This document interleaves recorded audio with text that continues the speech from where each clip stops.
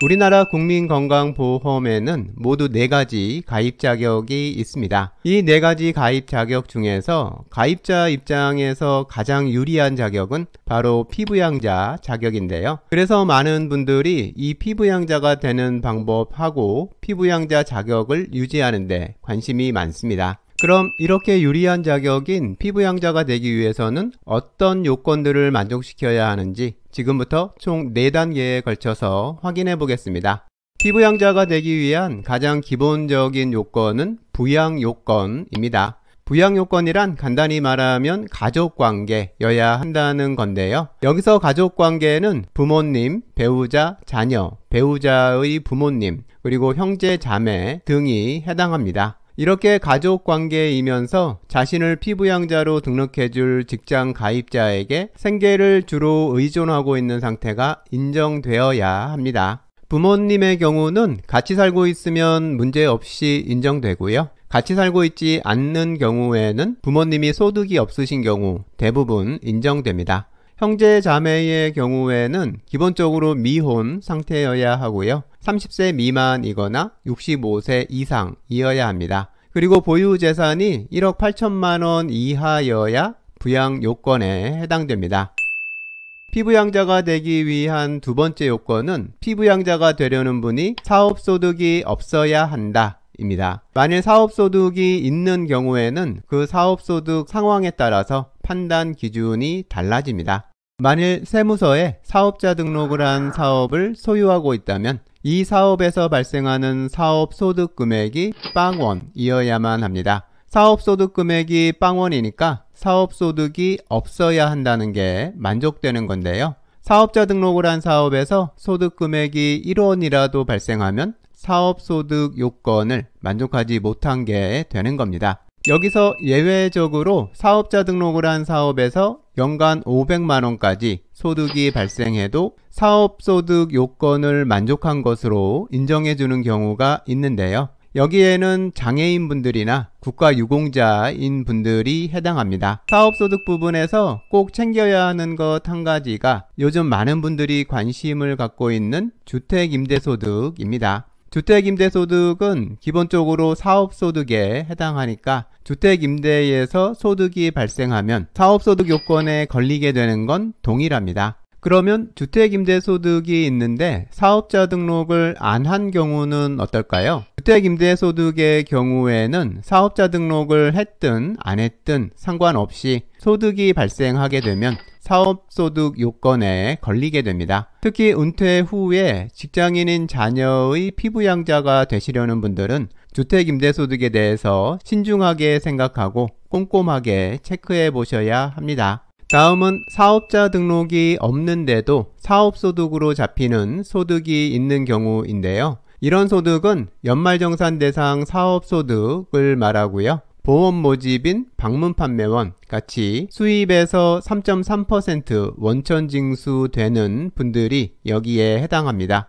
이 경우에는 연간 소득 금액이 500만원 이하이면 사업소득 요건을 만족한 것으로 인정됩니다. 사업소득이 없어야 한다는 이 두 번째 요건은 따져볼 게 많은데요. 그만큼 중요한 요건이니까요. 놓치는 부분 없도록 잘 확인해 두셔야 합니다. 세 번째는 소득 요건인데요. 피부양자가 되려는 분은 연간 소득 합계가 2천만원 이하여야 합니다.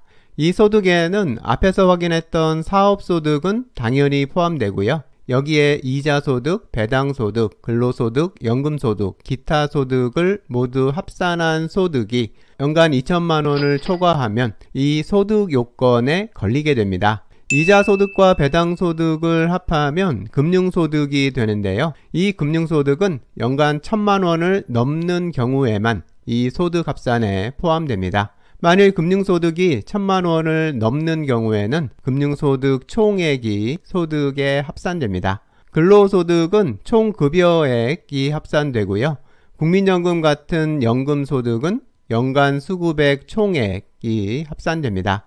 사업소득하고 기타소득은 수익금액에서 필요경비를 빼준 소득금액이 합산되고요. 이렇게 합산된 소득들 총 합계가 연간 2천만원을 넘으면 안 되는 겁니다. 여기서 소득금액 합산은 개인별로 각자 합산하게 되는데요. 부부라도 각자의 명의로 된 소득에 대해서만 따로따로 합산하는 겁니다.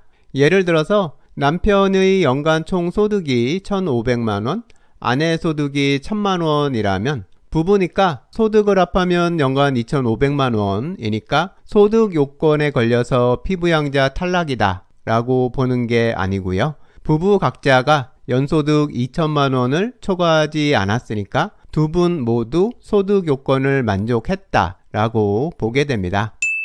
네 번째 요건은 재산 요건인데요. 피부양자가 되려는 분은 소유한 재산이 5억 4천만원 이하여야 합니다. 재산에 대한 평가도 소득과 마찬가지로 개인별로 평가하게 되고요.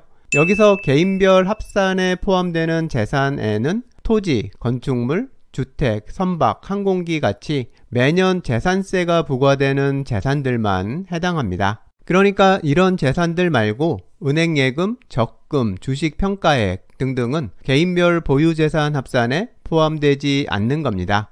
재산세가 부과되는 재산을 모두 합산할 때 합산 기준이 되는 금액은 시세가 아닙니다. 시세 9억 원 하는 아파트를 보유하고 있다고 해서 보유재산이 9억 원이다 라고 판정되는 게 아니고요. 재산을 평가할 때 합산하는 기준 금액은 재산세 과세 표준 금액입니다. 재산세 과세 표준은 재산세를 부과하는 기준이 되는 금액을 말하는데요. 아파트의 경우를 예를 들어보면 시세가 9억 원인 경우 공시가격은 그 시세의 70% 정도인 6억 4천만 원 정도가 되고요. 재산세 과세 표준은 이 공시가격의 60%인 3억 8천만 원 정도가 됩니다. 이 3억 8천만 원이 보유재산 금액으로 개인별로 합산되는 겁니다.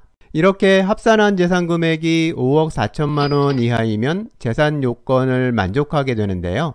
만일 5억 4천만 원을 초과하면 어떻게 될까요? 재산이 5억 4천만 원을 초과하고 9억 원 이하라면 연간 소득 합계 금액이 1,000만 원 이하이면 재산 요건을 만족하게 되고요. 만일 소득이 1,000만 원을 초과하면 그러면 재산 요건에 걸리게 됩니다. 그리고 재산이 9억 원을 초과하면 소득과 상관없이 무조건 재산 요건에 걸리게 되고요. 여기까지 피부양자 자격 요건을 확인해 봤는데요. 방금 확인한 4가지 요건을 모두 통과해야 피부양자 자격이 주어지게 되는 거니까요. 피부양자가 되는 건 결코 쉽지 않은 일입니다. 은퇴한 후에 피부양자 자격을 갖고 싶은 분들은 아직 시간이 있을 때부터 충분한 시간을 갖고 꼼꼼히 준비하는 게 필요합니다.